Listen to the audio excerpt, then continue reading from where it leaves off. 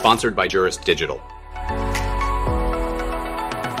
Hey, welcome back to the Family Law Formula Podcast. I'm your host today, Peter, and today we have a really special segment for you. It's time for a spotlight on success, like somebody that is working in the family law field. We wanted to highlight somebody and just have a conversation today and shine the light on some of maybe their most successful and thriving law attorneys and really what separates them from the rest. And so today we have with us Patrick Williams. He's one of the founding partners at Batch, Moore and Williams in Raleigh, North Carolina. So it's always sunny and always better weather than up north, right? I think it is. Yeah, it's always sunny, but these summers nowadays are 100 degrees or more. So, well, I did see on your website that you are an avid mixologist and grill master. So you're not letting the heat keep you down. You're cooking. You're enjoying. I'm out there regardless. There you go. I could do a whole podcast probably with you on Grill Master and all that. I've got a ham on my smoker as we speak, but I learned a few things from you. You've been practicing law for 19 years now, almost 20. Just had your anniversary there, and you've built a reputation around some of your passions: domestic violence, equitable distribution, and spousal support cases. So excited to talk to you today, but before we kind of jump into some insights and experiences, can you tell our listeners a little bit about your journey in family law, why you love it, and some passions you have around it? Yeah, no problem. So I went to Campbell University Law School back when they were in Bowie's Creek before they moved to the fancy building in Raleigh. So I started my law firm right out of law school. So it was me by myself at first.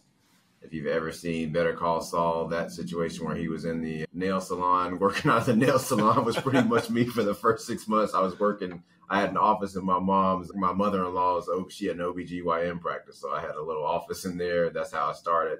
And then once my wife graduated, she partnered with me. And then a little bit later on, we added a third partner. And now we've got 5 attorneys, 3 paralegals. So decent, small size firm, but still decent size. Sure. And initially did not plan to do family law. Thought I wanted to do real estate and some other items, but there's a big demand for family law. So we started doing it, kind of took over and, kind of found the areas in family law that I really enjoy doing. And what that really comes down to is assisting victims and people who are really not in a situation to help themselves. And that manifests itself in domestic violence cases. Sometimes it manifests itself when you're talking about a dependent spouse who just doesn't have any resources in there and they've separated from their husband or wife. And the husband or wife is just not sharing equally the marital assets. So part of that is helping people out who are in a tough financial situation, getting through a divorce, which can be tough for a multitude of reasons. And financial is one of the big reasons early on if you're not the party who's a working party. Gotcha. Awesome. Okay. Well, it sounds like it's something that was birthed in you, and now it's a passion of yours. And earlier, before we started our conversation, we were talking a little bit about recently you tried your first case in front of the Supreme Court. Tell us a little bit about that and the success around it, what you see could be happening because of that case. There's this old antiquated law in North Carolina, it's alienation of affection, which basically allows someone who was married and their spouse had an affair. It allows you to sue the person that your spouse had an affair with for a judgment. So a lot of people think that law probably doesn't need to be on the books, but apparently some people still believe that it needs to be on the books. So I was defending a case against someone who was falsely accused of having an affair with someone just because they were a coworker with the plaintiff's wife. Won that case at the trial court level. And then it went on appeal and it was overturned on appeal. And the gist of the case was the plaintiff's wife had an affair with a person who she identified as someone who she worked with, but they worked together at this large corporation. So it was not possible to pinpoint who the person was. And then she later started dating an individual who she worked with. And the plaintiff just assumed that because they used to work together, that was the person. There are some laws in place to not allow that type of assumption to get in front of a jury, because you can imagine who are you going to pick from someone at a corporation when you've got that many people there. And the Court of Appeals found that a jury can decide that issue, which I thought was wrong. So we ended up appealing it to the Supreme Court, and the Supreme Court agreed with us and the trial court, basically saying that, hey, you got to have a little bit more evidence than just you got this hunch in order for you to sue someone and for that to go in front of a jury. So won it at the Supreme Court. That was my first Supreme Court argument. Thoroughly enjoyed it. And it's kind of shifted our practice a bit towards doing more appellate work and more oral arguments and things like that. So it's a great experience. Yeah, often when we think about growth of law firms or trajectory of how practice moves, often it's more surrounding the challenges. It's exciting to hear that you guys are finding your way to potentially another growth area because of success, right? But let's be honest, every case is not like that one. You've had cases that have been challenging. Maybe talk to us a little bit about what are some of the biggest challenges you faced within family law and how you guys made a decision to overcome some of those. One of the biggest challenge for us has primarily been just competing with some huge family law firms out there that have tons of lawyers who have been around much longer than we've been around. So establishing a foothold in the triangle, realizing that, hey, you may not have the resources of some of these other firms has been a challenge. But the way you overcome that challenge, and this is something I don't know if there's aspiring lawyers who are looking to start their own firms who are listening to this podcast, but one of the ways you get around that is just by doing good work, and your reputation will precede you. You'll start getting referrals from former clients. We even get referrals from attorneys that we have cases against sometimes when they have a conflict or something like that. They're like, hey, I had this case with Patrick or this firm. They did an excellent job. So I think you'll be in good hands with them. So it's just important.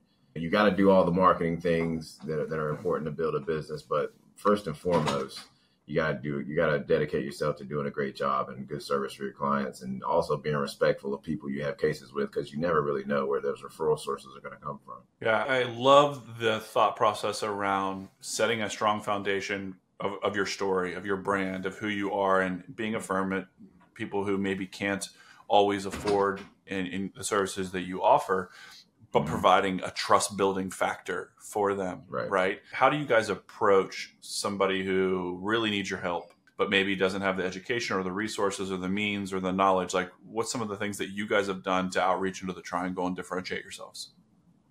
So first and foremost, when you're talking about meeting with a new client and meeting them on their terms, you have to be able to show empathy. You have to understand. And over the years, you do enough cases that you've met. When you see a new client come in, you're like, oh, this is similar to a previous client that I've had. But you've got to be very sensitive about where they are and ascertaining what their needs are. But from a differentiation perspective, we have multiple attorneys. We have a team approach when we take cases here. So we have one partner's assigned to your case. We have an associate attorney that's assigned to your case, and a paralegal that's assigned to your case. And it's really important with new clients, especially, that you're available to them, because they're going to have questions in their case. So it's really important that they can call you and get a hold of you, because as an attorney, you're going to be in court a fair amount, and there are going to be days when you're not able to reach out to a client. But when you have a team assigned to a case, they can call your firm, and everyone's pretty knowledgeable about what's going on in your case at any given time. So I think that's really important. And then we also make sure that we offer finance options for clients with regards to fees. Having an attorney is not expensive. I mean, it's not cheap. So at the end of the day, if you've got an option there for them to finance fees to you, it's very helpful, because there's a lot of clients who need help and that you want to help. But at the end of the day, you've got to be able to support your business and support your family. So flexible options as far as payment is concerned is very important to us as well. Yeah, I love that you and your firm have a grip and a grasp on who you are. Like, you know who you are, you know who you're trying to help. And I would guess that that's attributed quite a bit to the growth of the firm. You mentioned there's a lot of competitors, huge competitors in your market, but you found your sliver of being able to really grasp a market in a niche.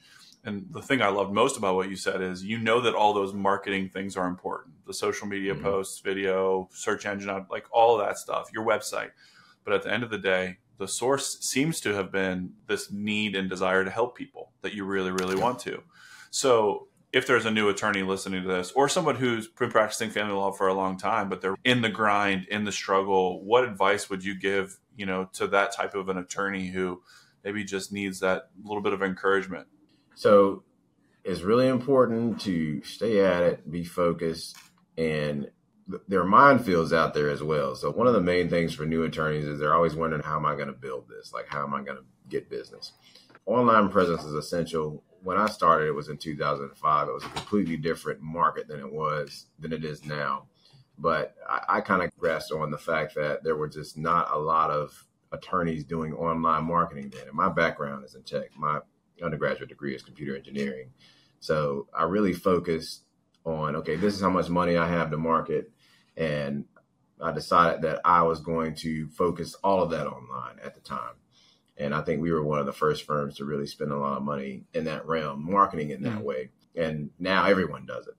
But at the end of the day, there's a lot of third-party vendors out there who want to do this for you. Like they want to market for you online. And I would challenge a lot of new attorneys, especially in this age where everybody grew up in a digital age, to try and build some of that online marketing and learn some of it yourself to start. That's a good way to cut costs, because these companies out here that want to do it for you, a lot of them are charging you $2,000-$3,000 a month minimum and want you to sign up for like a 3-year commitment. And that type of commitment early on in the life cycle of a firm can sink you, because there may be months that you don't make $2,000-$3,000 a month. I think that kind of learning how to do some of that stuff yourself in the early stages is very important, and then kind of branching out and finding third parties to do it later on, kind of outsourcing some of that stuff when you can afford it, I think is the way to go. But keeping costs down, doing good work, I think is a good way to start, and you can do it. I mean, you can start that way and you can grow it. Yeah. Yeah. Sounds like experiential advice that you've been through. You know, you started it, now you've been practicing for a long time. Of those digital marketing, when you made the decision to get into more of that third-party vendor agency type of marketing, when was that? Was it a year? Was it a revenue mark? Like, what for you was that differentiating factor? So I'm going to show my age, man. So in 2005, everyone would use it was a push to use the yellow pages. Actually, it was like, hey, you need a big full page ad in the yellow pages to be successful. And back then, people would come by and try to actively sell you these ads. So being a young lawyer, part of me was like, okay, well, everyone's doing this. I feel like I have to do it. Right. And we did yellow pages for a little while and realized, okay, this is a total waste. Like, the people that you know who actually uses this to find things now, the answer was no one. Like, everyone's searching. So then it really came down to, from my perspective, okay, well, how are people finding lawyers? What is the way that people find lawyers? And it was Google at the time. What it came down for us was I ended up learning how to use kind of the Google AdWords myself. But I really look for vendors. I don't want to really call any names, obviously, but there are some vendors out there who are going to try to sell you things. And it is basically, we're going to get you results, but you have to commit to this for 2 or 3 years. And then it puts you in a position where 8 or 9 months down the line, if you're not getting results, what do? Like, you can't get out of this deal. So I think it's really important. We learned this the hard way because we signed one of those 2-year deals and it didn't work out. And we ended up losing a lot of money because of it. And it was tough. But the lesson learned from that, which is a lesson that I think a lot of people can employ going forward, is there are vendors out there who do these things on a month-to-month basis. Like, you can go on Upwork and find a vendor who'll help you with SEO or help you with web design or help you with an AdWords campaign. They'll charge you hourly. And then that way you can say, hey, this isn't working out, or hey, this is a tight month. I'm not going to pay you to do this month. So it gives you the flexibility to not be committed long term if you do it that way. And that's what I would encourage people to do when you do have the money to do that. But starting out, a lot of times with law firms, you aren't able to market online. And that's an opportunity. I mean, the real way to get around that is to really seek out contract work, court-appointed lists, things like that, I think can float you in the early stages to get you to a point where you're bringing in your own clients. Yeah. And I can imagine reputation, that trust factor that you talked about earlier, was so at the core of all of those decisions that it seems to me like that was what the foundation you were standing on. And then adding these vendors or agencies added more to fuel to the flame, if you will. And that's kind of where you find yourselves. It sounds like doing well. You added a third partner and things are continuing to grow and advance. What's next for you guys over there at the firm? And what are you looking to do to grow? Well, we're growing now. I've been doing appeals for years, but it's one of those things where doing appeals is kind of unsung work because a lot of people aren't reading these case decisions. But then once I had a couple of I had an appellate argument in front of the Court of Appeals, and I had the Supreme Court appellate argument, and that kind of, I started getting colleagues reaching out to me saying, oh, you did a great job. We're going to start sending you these types of cases. That has grown our appellate division a good amount. We obviously market for it as well. We're in the process now of bringing on, we have 3 partners, 2 associates. We're in the process now of bringing on at least 1 more attorney, probably 2,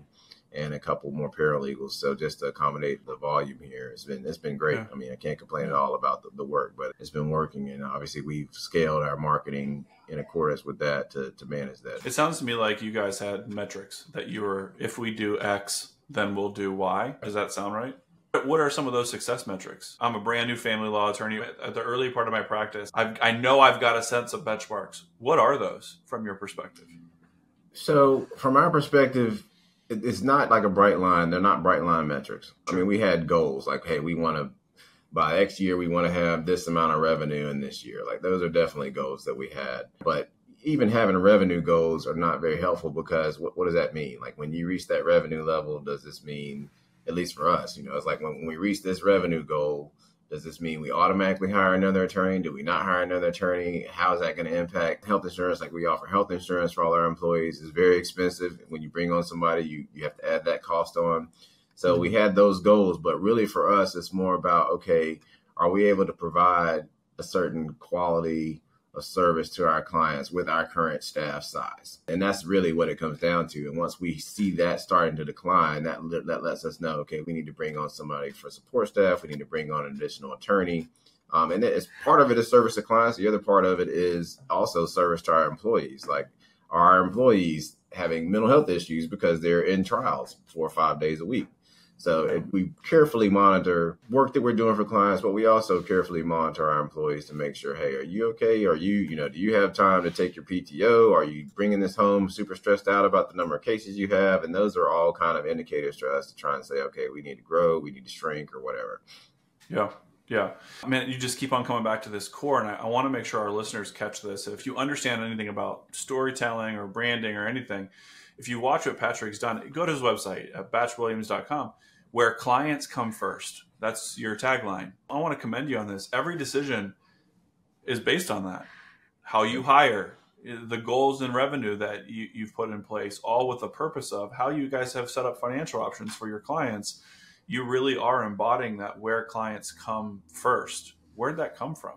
In any business, you're really trying to satisfy your customers, satisfy your clients. But law, more than any business, is really about building a trust relationship with clients and making sure that clients trust you to listen to your advice. Because at the end of the day, you're advising them, you're telling them, hey, this is what I think is best for your case.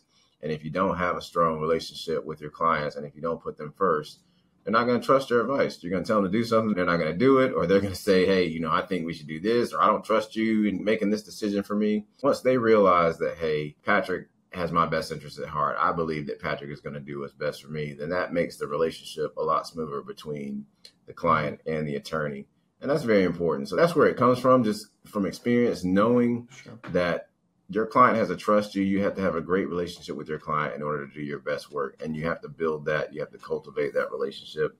And a big way to do that is understanding your clients, understanding financially what a stressor paying you is on them. I mean, that's a big deal. Like, you're getting paid a ton of money to represent them, so they expect a certain quality. And then, kind of tagging back to what we said earlier, it also impacts hiring, because you want to make sure you have enough staff available to be there for them. Because at the end of the day, one of the main reasons that people get upset with their attorneys is because their attorneys aren't responsive. And at the end of the day, there's always a tug of war there before the attorney between, I got cases to try, I got other cases that I'm not trying on that day that may have things that pop up. So that kind of leads back to the team approach. And these are all things where we've seen, like when I was by myself practicing, if I was in court all day and a client called me, I'd get back to them in 2 or 3 days and they haven't heard anything. Right. And then they're like, I've been calling you for 2 days, I haven't heard anything. And I'm like, hey, I'm in trial. And then they're like, well, is my case not as important to you as this other case? So that's when you're kind of like, okay, we got to do something about this, whether it be I got to hire a legal assistant or I got to hire a paralegal who can at least give this client updates on their case. But even expanding on that, just without regards to clients, like, we genuinely care about people who are going through divorce. And one of the things that we discussed offline was our website has a ton of information. And we have clients all the time who call us and say, I found X on your website. Is this true? Or, I really felt like that you were helping me because the information on your website was so helpful. And that's why I'm calling you. And our approach with that has always been, hey, we want to give you information that is actionable on our website versus just information that gets you to call us.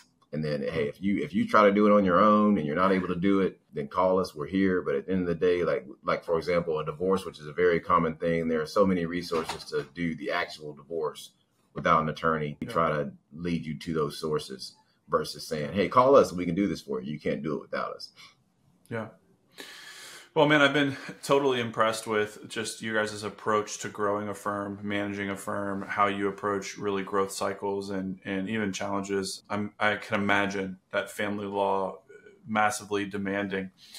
For one of my last questions, how do you manage that work-life balance and maintain your well-being and all of that? Because there's a lot of cases involved in this, right? So how do you approach that? Hobbies, man.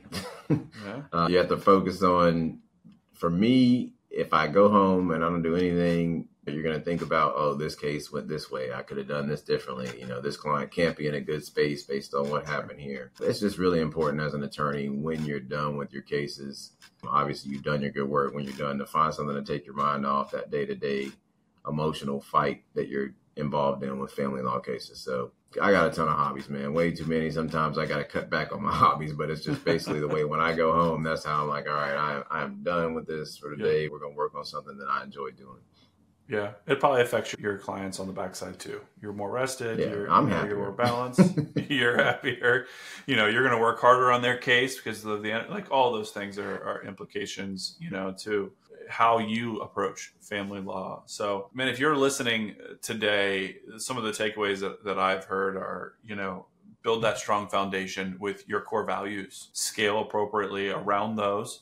Be smart with how you launch your firm and how you approach family law. Find some good hobbies. Patrick, in the last couple of moments, the floor is yours, man. What advice and last minute thoughts or anything around when it comes to being a family law attorney that you want to just give our listeners before we end today? No problem. So it is a stressful profession. Just be prepared. And that means that they are able to deal with stress and able to relate to people who are dealing with stress. So that's very important. It's not for someone who wants to avoid emotional clients, who wants to avoid emotional situations and cases. But if you want something that's rewarding, meaning that I always tell people, family law, a lot of people go through it, whether it be they saw their parents get divorced and they have opinions on it. They're like, hey, I don't believe that my mom was treated right in the divorce from my dad. But it is extremely rewarding. I can't think of anything I've ever done that's been as rewarding from when you're representing somebody who you know is being done wrong and you get the right result, whether it be getting a restraining order to protect them from somebody who's been abusive, whether it be getting a spousal support or some type of support award to allow somebody to keep their house after they get divorced. Those are the situations where when that happens, not only do you have extremely grateful clients, I've gotten some of the greatest, gift baskets and things like that from clients who are happy from services with us, but it's extremely rewarding to help somebody like that who goes into it thinking this guy has been taking advantage of me or this woman has been taking advantage of me her entire life during our entire marriage. And I know that the court is not going to listen to me because he didn't listen to me. It is very rewarding to win a case like that. And those are the battles that we fight for all the time. Well, Patrick, man, it's been a joy to talk to you today and hear about your story and your firm. And I can't shake that where clients come first. So thankful for you being, in the Triangle area and helping so many people. It's been a joy, man. And we look forward to maybe continue this conversation at another time. But thanks for taking some time today. No problem. Take care. I appreciate you. All right, y'all. Have a great afternoon. We'll see you on the next podcast. Sounds good. Take care.